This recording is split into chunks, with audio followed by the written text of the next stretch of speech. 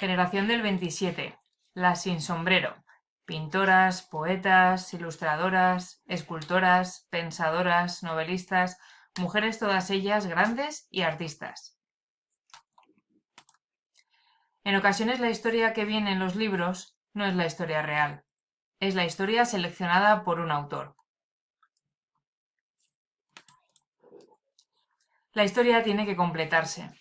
La historia tiene que contarse entera. A final de la década de los años 20 del siglo pasado, surgió en España un excepcional grupo de intelectuales y artistas que cambiaron para siempre el panorama cultural español. Es la conocida como la generación del 27. Las artistas pertenecientes a la generación del 27 fueron artistas de gran talento.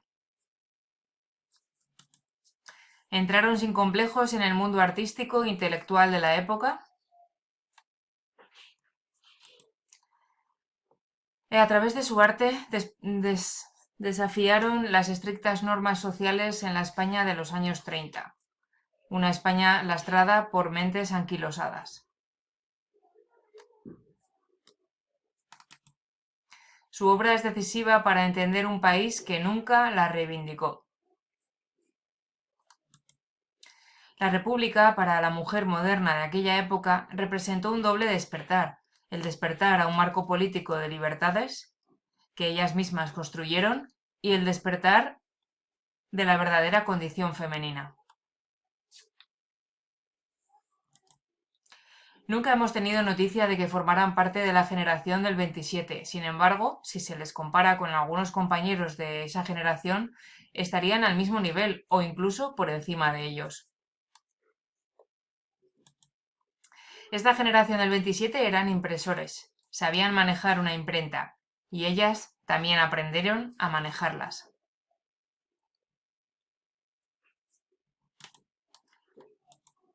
Publicaron una serie de revistas y todos colaboraban en ellas, hombres y mujeres artistas.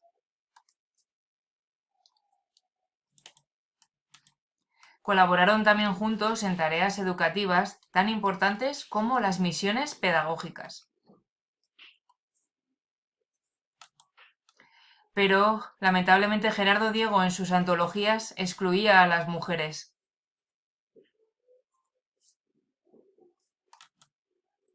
Tan solo Josefina de la Torre y Ernestina de Champursin consiguieron aparecer en su segunda antología poética.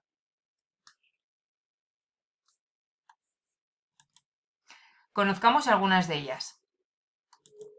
Por ejemplo, tenemos a Concha Méndez, escritora, poeta, autora de teatro y guionista. Una de las personalidades más interesantes de la generación del 27, sin hacer distinción entre hombres y mujeres, fue Ernestina de Champursin, poeta. María Zambrano, filósofa y poeta, que fue alumna de Ortega y Gasset, el cual llegó a decir de ella que nunca había tenido un alumno con su inteligencia. Su escritura parece dicha, vocalizada, como si fuera una coincidencia al oído del lector. No escribe, habla. La inmediatez de su escritura parece como si fuera una voz. Este punto le acerca al poeta, le acerca al novelista, al místico, y posiblemente le aleje del filósofo estricto. Josefina de la Torre, escritora y actriz, fue catalogada como una de los iconos de las vanguardias españolas del siglo XX.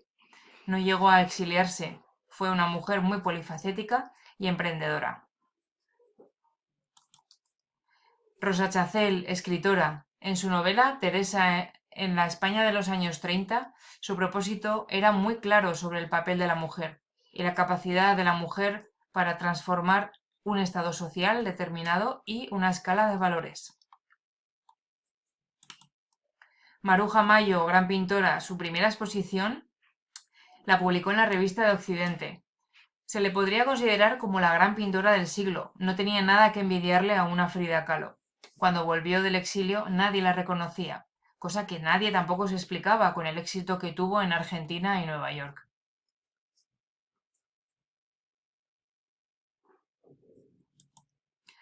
A pesar de los bombardeos, se formó el Congreso de Escritores Internacionales. Se unieron los escritores y formaron una alianza antifascista. Tenemos a María Teresa León, escritora, que jugó un papel importantísimo como secretaria de la Alianza de Escritores Antifascistas y como uno de los principales artífices del lanzamiento del Segundo Congreso de Intelectuales en Defensa de la Cultura.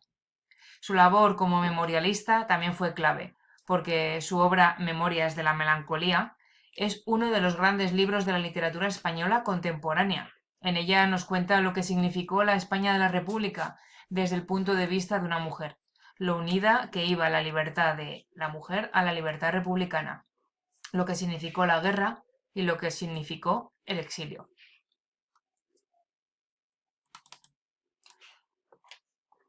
Desapareció una gran generación de mujeres llamada la generación de oro de las mujeres en España. Una generación de mujeres rompedoras, transgresoras, valientes y luchadoras que habían conseguido cotas de libertad. ¿Por qué se les llamaba las sin sombrero? Pues en aquella época llevar sombrero era como un pronóstico de diferencia social. Pero en un día, Lorca, Dalí, Margarita Manso y Maruja Mayo paseando por Madrid, se les ocurrió quitarse el sombrero y al atravesar la Puerta del Sol fueron apedreadas e insultadas.